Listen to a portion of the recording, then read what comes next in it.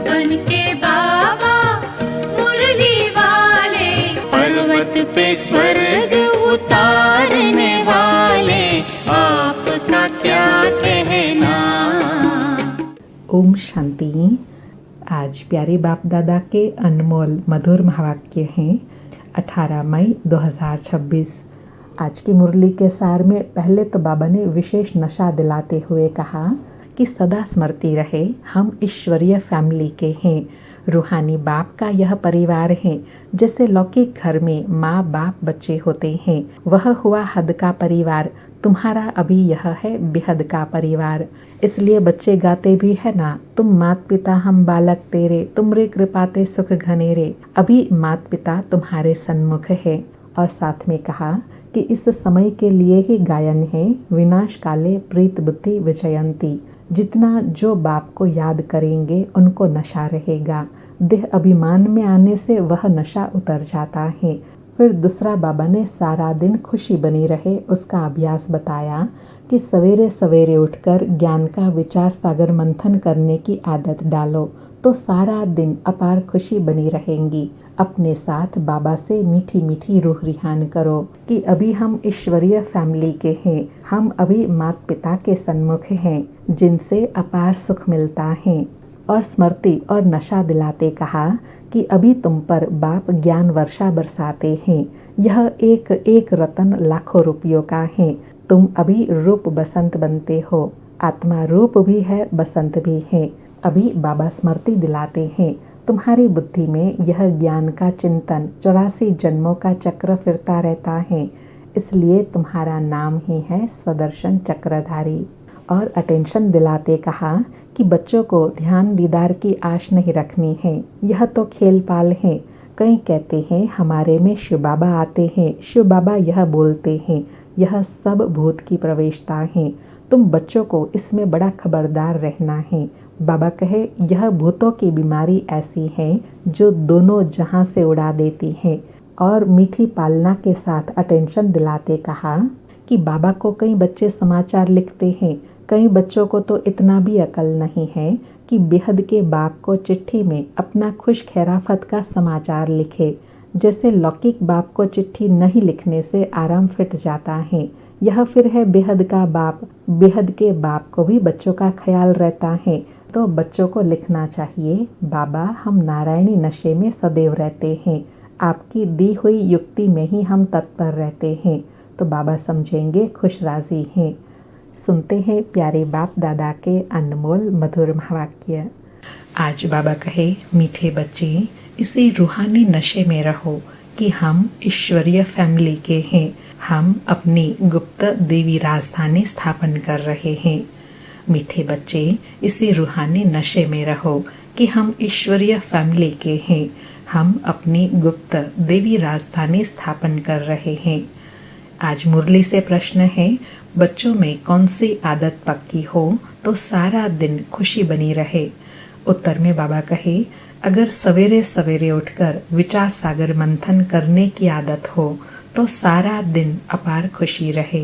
बाप की श्रीमत है बच्चे अमृत वेले उठकर अपने बाप से मीठी मीठी बातें करो, विचार करो हम अभी किस फैमिली के हैं, हमारा कर्तव्य क्या है। अगर बुद्धि में रहे कि हमारी यह ईश्वरीय फैमिली है, हम अपनी नई राजधानी स्थापन कर रहे हैं तो सारा दिन खुशी बनी रहे। बाबा कहे खुशी में रहने के लिए एक तो सवेरे सवेरे उठकर बाबा से मीठी मीठी बातें करनी है, रूह रिहान करनी है, और साथ साथ सारे दिन में चलते फिरते यह चिंतन चलता रहे कि हम ईश्वरीय फैमिली के हैं। ओम शांति। बच्चे जानते हैं कि यह रूहानी परिवार है, वह सब है जिस्मानी परिवार, यह है रूहानी परिवार, रूहानी बाप का यह परिवार। जैसे लौकिक घर में माँ बाप बच्चे होते हैं, वह हुआ हद का परिवार।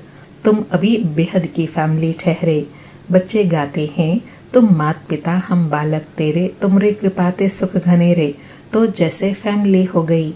बाबा कहे सब एक ही गीत एक बाबा के लिए गाते हैं तो फैमिली हो गई ना, क्रिएटर की क्रिएशन ठहरे। यूँ तो बच्चे उनकी क्रिएशन है, परंतु जानते नहीं हैं।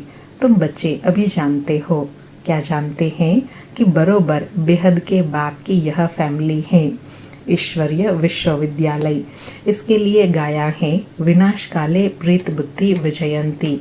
ऐसी फैमिली कभी गीता में नहीं गाई हुई है। तुम ईश्वरीय फैमिली गुप्त देवी राजधानी स्थापन कर रहे हो, किसी को भी पता नहीं पड़ता। बाबा कहे तुमको नशा है। जो जो बाप को याद करेंगे उनको नशा रहेगा। देह अभिमान में आने से वह नशा उतर जाएगा। यह ईश्वरीय फैमिली है। हमको घर जाना है, फिर देवी राजधानी में आएंगे। वहाँ सतयुग में है देवी फैमिली, वह आसुरी फैमिली, यह है ईश्वरीय फैमिली। रूहानी बाप के बच्चे बहन भाई हैं। बस यह है रूहानी प्रवृत्ति मार्ग। बाबा कहे रूहानी प्रवृत्ति में क्या संबंध है? माता पिता और बच्चे, बस। बाबा कहे सतयुग में ईश्वरीय फैमिली नहीं कहेंगे, वहाँ देवी फैमिली हो जाती है। यह ईश्वरीय फैमिली बड़ी जबरदस्त है। तुम जानते हो अभी हम ईश्वरीय फैमिली हैं, देवी राज्य स्थापन कर रहे हैं। ऐसे ऐसे अपने से बातें करते विचार सागर मंथन करना चाहिए। सवेरे उठकर याद में बैठो तो विचार सागर मंथन करने की आदत पड़ जाएंगी, उमंग में आते जाएंगे। जब और सब मनुष्य नींद में सोए रहते हैं, तुम उस समय जागते हो। तुम्हें सवेरे सवेरे उठकर ऐसे ऐसे ख्याल करने चाहिए कि देखो तुमको कितना खुशी रहती है। जो भी श्रीमत मिलती है उस पर चलना है, फिर तुमको खुशी बहुत होगी। ईश्वरीय फैमिली की याद आएंगी। बाबा ने फिर रिपीट किया कि सवेरे सवेरे उठने से, श्रेष्ठ चिंतन करने से फिर सारा दिन खुशी बनी रहेंगी।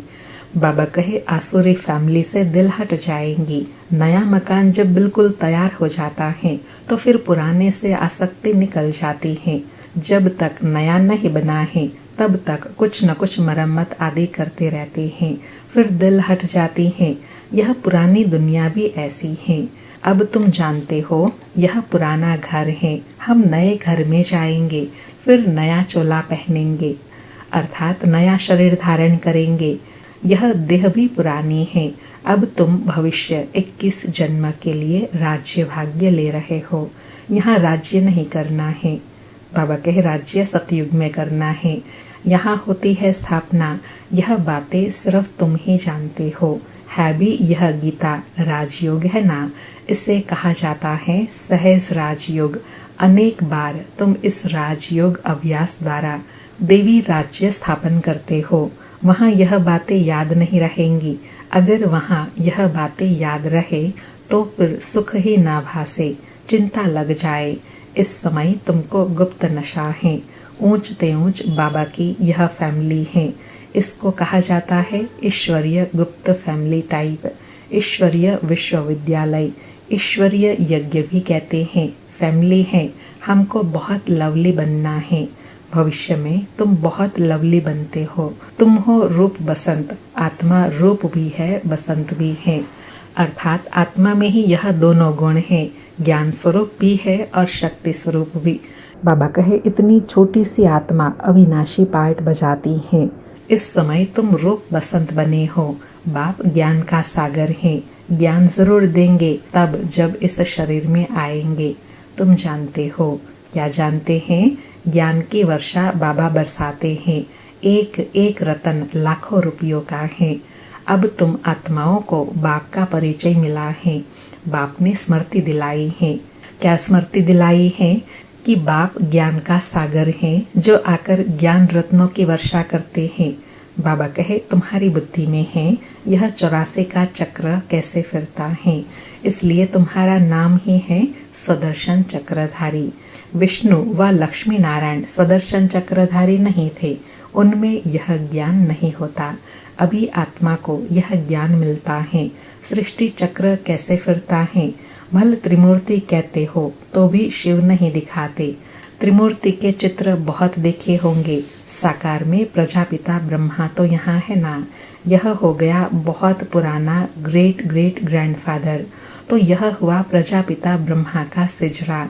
बाप सृष्टि रचते हैं ब्रह्मा द्वारा, तो ब्रह्मा बड़ा हुआ ना, दिखाते भी बूढ़ा है। यह 84 जन्मों का चक्र लगाया हुआ है।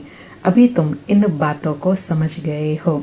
यह भी जानते हो, क्या जानते हैं कि बाप के तो सब बच्चे हैं। आत्माओं को बाप का परिचय देना है। अभी भारत का बहुत बड़ा कल्याण हो रहा है। सब आत्माएं पवित्र हो मुक्ति धाम में चली जाएंगी। तुम हो ही भारत की सेवा पर। भारत खास, दुनिया आम। तुम अभी थोड़े हो जो इन बातों को समझते हो। फिर नटशेल में समझाया जाता है। नटशेल में क्या समझाते हैं बच्चे? मन मना भव। अलग से भी समझाया जाता है, जो कुछ है देवी राजधानी स्थापन करने में लगाओ। बापू गांधी क्या कहते थे? वह भी राम राज्य चाहते थे। कैसा वंडरफुल खेल है ना। अभी तुम साक्षी हो, देखते हो। तुमको हंसी आती है, कहाँ की बात कहाँ ले गए हैं। बाप कहते हैं ड्रामा अनुसार दुनिया की गति बुरी हो गई है। फिर बाप आकर सदगति करते हैं। तुम बच्चों को नशा चढ़ा है। यह है सारे वर्ल्ड के निराकार बापूजी। वह ब्रह्मा भी किसका बच्चा है? शिव बाबा का। वह शिव बाबा किसका बच्चा है? यह माताएं कहती हैं शिव बाबा हमारा बच्चा है। यह है शिव बाबा का खेल पाल। बाबा कहे यह है संबंधों का खेल पाल। जिसको बाबा कहते हैं ना कि रमणीक रीति से याद करो, तो वो रमणीकता कौन सी हुई? सर्व संबंधों से बाबा को याद करना। बाबा कहे बाकी ध्यान दीदार में तो माया की बहुत प्रवेशता होती है। यह जो कहते हैं हमारे में शिव बाबा आते हैं, शिव बाबा यह बोलते हैं, यह सब भूत की प्रवेशता है। तुम बच्चों को खबरदार रहना है। यह भूत की बीमारी ऐसी है जो दोनों जहां से उड़ा देती है। बाबा अंडरलाइन करा रहे हैं कि ऐसी कोई भी बातों के प्रभाव में नहीं आना है।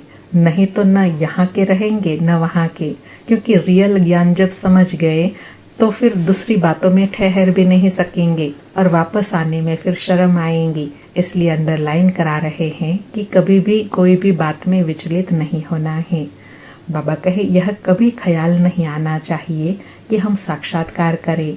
यह सब भक्ति के ख्यालात हैं। ज्ञान मार्ग को अच्छी रीति समझना है। माया अनेक प्रकार से धोखा देती है। साक्षात्कार आदि से कोई फायदा नहीं। बाप कहते हैं इन द्वारा सगाई कराते हैं। बाप का फरमान है। क्या फरमान है बाबा का? तुमको कोई भी देहधारी को याद नहीं करना है। तुम अपने को आत्मा समझ बाप को याद करो। अपने कल्याण के लिए बाप को याद करना है।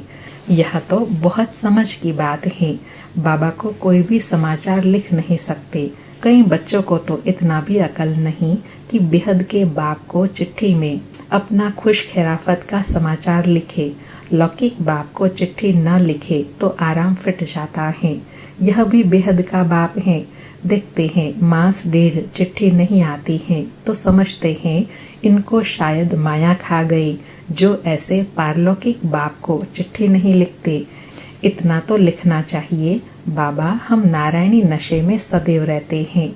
आपकी दी हुई युक्ति में ही हम तत्पर हैं, तो बाबा समझेंगे, खुश राजी हैं। बाबा कितनी अलौकिक पालना की अनुभूति करा रहे हैं कि जैसे लौकिक बाप को फुरना रहता है कि बच्चा ठीक ठाक है, उसका समाचार मिलता रहे, ऐसे पारलौकिक बाप को भी ख्याल रहता है कि बच्चे बाबा को अपनी स्थिति का समाचार दे कि बाबा हम सदैव नारायणी नशे में रहते हैं, आपकी दी हुई श्रीमत पर हम तत्पर हैं। बाबा कहे चिट्ठी नहीं लिखेंगे तो समझेंगे बीमार हैं, याद में ही नहीं रहते हैं। नहीं तो बाबा को समाचार देना है। बाबा हमने यह सर्विस की, इनको समझाया, इनकी बुद्धि में पूरा नहीं बैठा तो फिर यह भी समझाएंगे कि इस रीति समझाओ। बाबा कहे समाचार देंगे तो बाबा युक्ति भी बताएंगे ना। भक्ति मार्ग में जो कुछ कहते हैं समझते कुछ भी नहीं। मुख्य बात बाप को ही नहीं जानते। बाप को जानने से भारत सदगति को पाता है। बाप को न जानने कारण बिल्कुल दुर्गति को पा लेते हैं। अब बाप तुम बच्चों को समझाते हैं। क्या समझाते हैं? हम तुमको सदगति में ले जाऊंगा, बाकी सबको मुक्ति धाम में ले जाऊंगा। भारत जीवन मुक्ति में है तो बाकी सब मुक्ति में है। यह चेंज सिवाय बाप के और कोई नहीं कर सकता।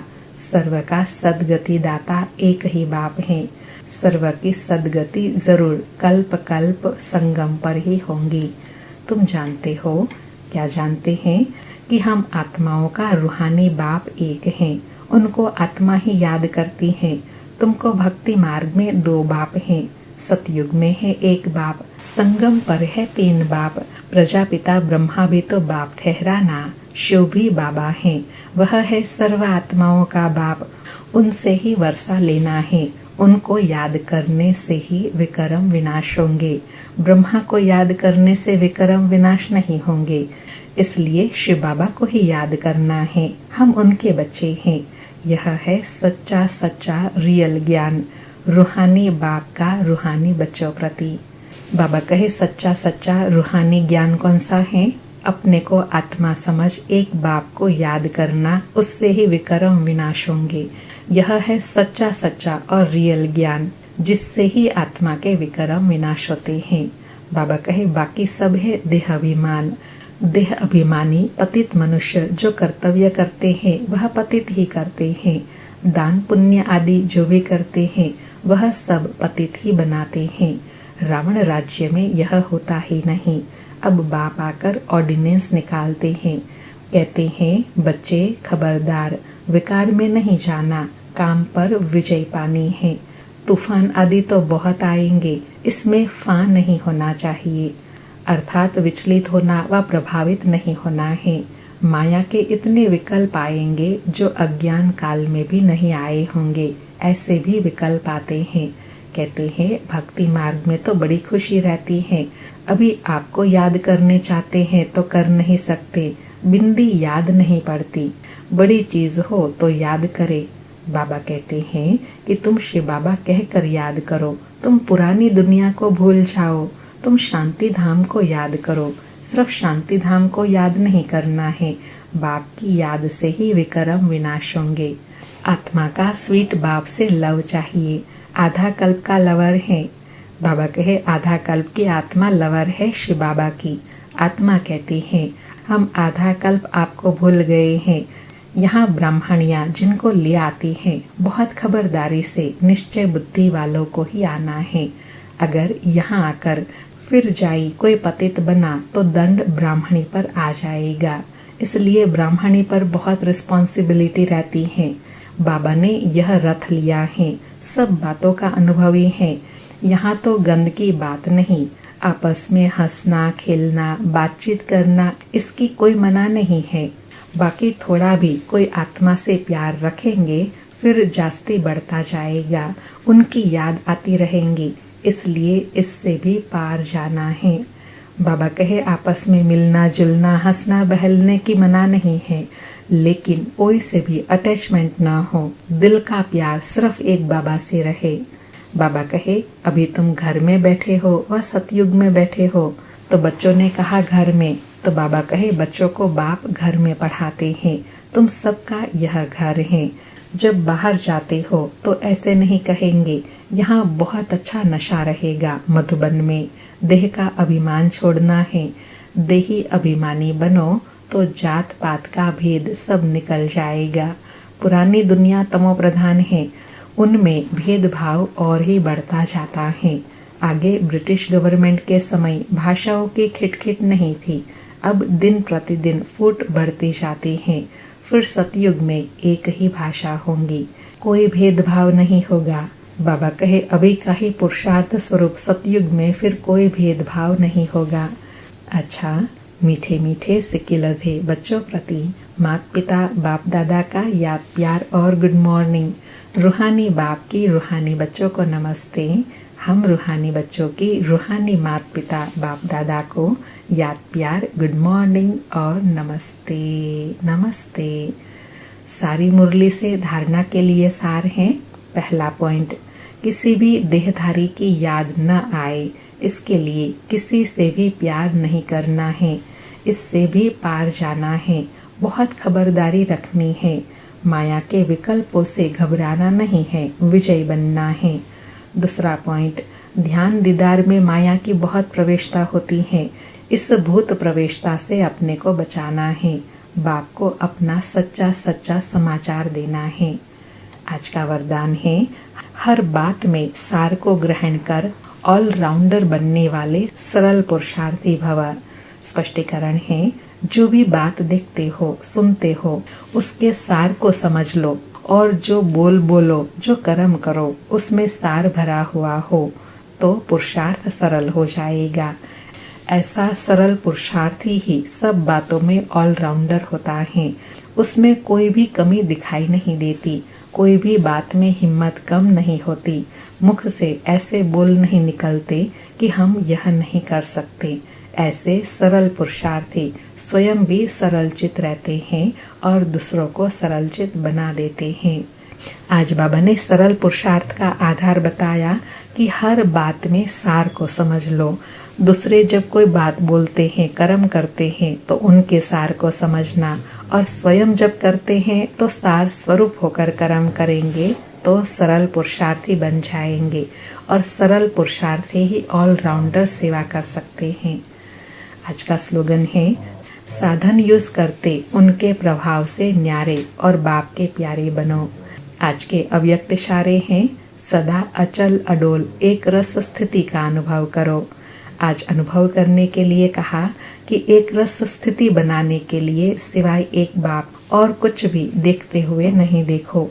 यह जो कुछ देखते हो यह कोई भी वस्तु रहने वाली नहीं है, तो एक रस स्थैर्यम तब रह सकेंगे जब कोई भी दृश्य देखते क्यों क्या की उत्पत्ति ना हो। यही व्यर्थ संकल्पों की हलचल का कारण है।